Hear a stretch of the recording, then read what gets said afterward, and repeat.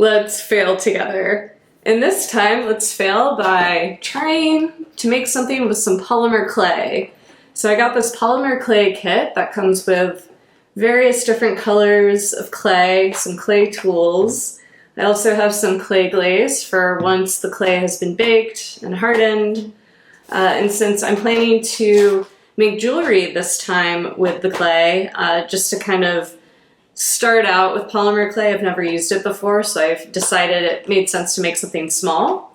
And so I have this jewelry kit to kind of help piece together the finished product. We've got some pliers and some metal pieces to kind of help with that assembly afterwards. So let's see what happens this time.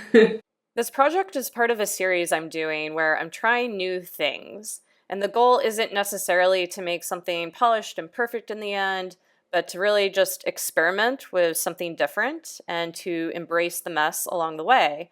And so to kind of give myself permission that it's okay to fail, as long as I'm trying something different and new and kind of getting outside of that comfort zone. And here I am showing off the polymer clay kit that I have. I also have that clay glaze that I was mentioning earlier. And here I am picking out the colors. I decided to go with making a pair of earrings that are mushroom earrings because I figured that mushrooms are a basic, simple shape that are easy enough for someone who's a beginner. So I wanted to put together the hardware for the earrings themselves just to kind of have those ready to go. I also figured it would be good to assemble these so then I could also poke the holes within the clay pieces to later glue those parts together. I had to bend these pieces a little bit to get them in place, and then it was time to get started with the earrings to start working on those mushroom parts. And here I am grabbing the colors I selected. I ended up just using this kind of slightly off-white clay as well as red clay. I had some other reds because I wasn't sure if I wanted to add in any shadows or highlights with these pieces. But I figured since I was starting off, it was best to keep things simple. One thing I noticed was that I kept kind of mucking up the white with the red clay.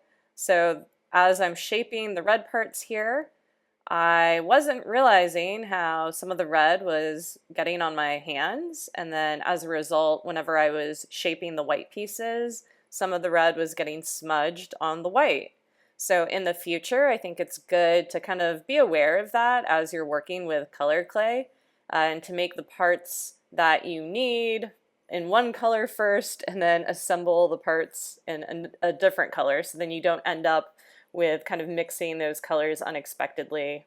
And I tried to keep the mushrooms around the same size, but they're a little off. Here I am just adding in holes to the mushrooms. I didn't want to bake the metal with the clay, so I'm simply poking holes that I'll later use to glue in those parts for the finished earrings. And then it was time to bake the clay. I realized I wasn't entirely sure how long to put it in the oven for, so I kept checking it after 10 minutes and then setting it for another 10 minutes, and I think it took about half an hour to bake these. And then I decided to add in the clay glaze for the hardened clay.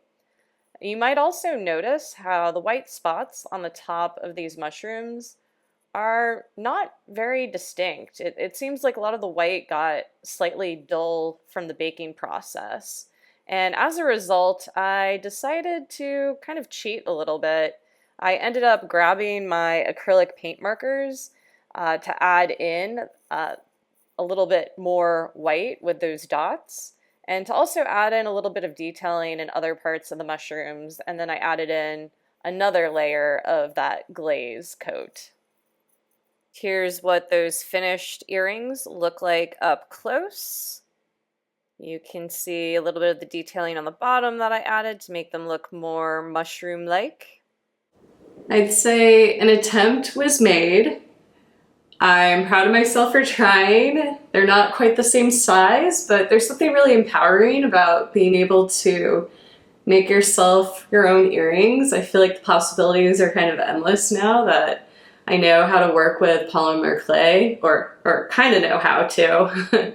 So I'm looking forward to experimenting with this more in the future. I think this medium has a lot of potential. There's a lot of cool things I can do with this. So see you next time.